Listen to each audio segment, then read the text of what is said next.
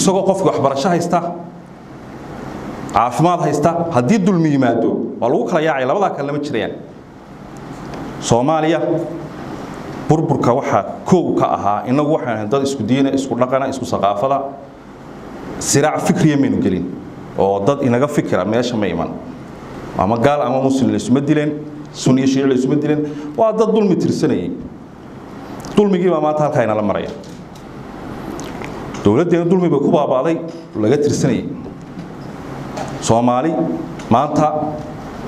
markaad aragto meel walba qof uu ka cabanaya reer buu ka cabanaya maamul buu ka cabanaya nidaamka garsoorka ee wadanku waa inuu ka madax banaanaada golaha fulinta iyo sharci dejinta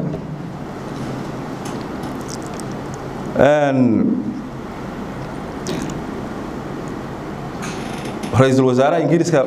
ra'iisul wasaare kamid ku Ingiriiska mar wuxuu yiri markaan ogaaday inuu Ingiriiska nidaamkiisa garsoorku fiican yahay waxaan ogaaday in Ingiriisku kun jeer fiican yihiin waa halka kaliya laga eego meesha hadaan dulmi jirin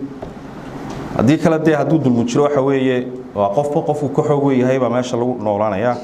ilaahayna quraankiisa wuxuu ku yiri watamad kalimatu rabbika sidqan wa adla in badan buu ilaahay inaga dardaarmay inaynu dadka loo cadaalad sameeyo haddaba si uu nidaamka garsoorku u wanaagsanaado waxaan u baahanahay in aan dadka la kala jeclaysan garsooraha aad jeceshahay aanad keensana kii fiicnaad keensato labada qof ee dad garsooro tahay aad kala xukumayso ka isku reerka tihiin ama ka saaxiibka tihiin aan u hiilan adu almuhiim inaad dadka la jeclaan inaad dadka cadaalad loogu garnoqo marka cadaalad loogu garnoqo qof walba uu raali uu ka ahaanaya inkastoo maqoolad shahiira waxay tiraahdaa garsoorkuna xuquuqda ayuu dadka u celiyaa oo qofkii xuqiisiba u celinaysa laakiin niyadii halka musaalaxada iyo heshiisiinta walaaltinimadana ay qulubta isu celiyaan dadka ilaahay waa ka hadlay in Allah yaamurukum an tu'addu al-amanata ila ahliha wa idha hakamtum bayna an-nasi an tahkumu bil 'adl Soomaaliya maanta hadeen helno garsoore caadila wadan amaana dadkii dambiga geystay oo inta la soo qabto la xukumayo oo dambigoodii laga jazaaysiinayo si ay cibro u noqdaan kuwa kale qofkii dulmiga tabanayna xaqiisi loo celiyo ee wax inaga maqan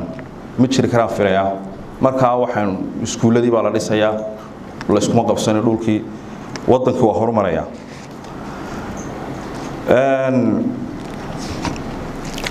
waxa jirta maanta Soomaaliya waxay la muuqataa si uu nidaamka garsoorku ee Soomaaliya sidii loo rabay uu noqdo horta waa inuu madax banaan yeeshaa haddii aanu madax banaaneenba waxa weeye waxa ma qaban karo dastuurkaana sheegay in garsoorku ka madax banaan yahay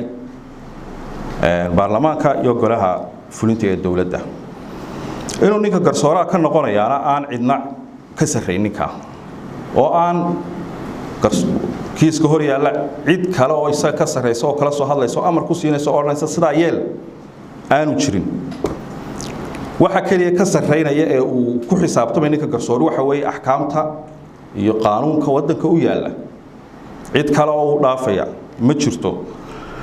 si guud haddii labadaas dhacaan garsoorkii si guudna waa madax banaan yahay wixii garsoorka ka shaqeynaya oo ah garsoorayaashiina waa madax banaan yihiin cidna ka baqi maayin ilaahay mooyee marka waxa weeye waa hana qaadi kara waa isla garanay hadduu garsoorku hana qaadana in wadanka intiisa